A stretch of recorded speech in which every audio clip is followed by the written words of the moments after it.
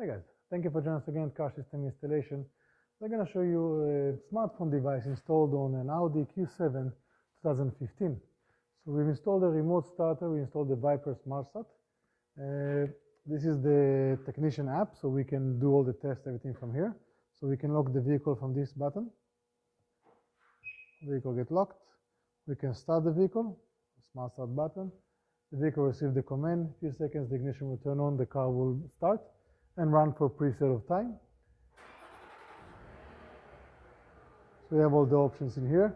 Obviously, for the customer, he will have an app that looks much more user-friendly. Tell him how long the vehicle is running. This is just a test, but basically, you get an idea of starting the vehicle using your phone on an Audi Q7 2015. We're going to turn off the vehicle. And we have options here for trunks, panic, and other stuff that we can do. Remote starters for Audi vehicles and other vehicles are available at Car System Installation. Subscribe to our channel and we'll see you next time. Have a great day.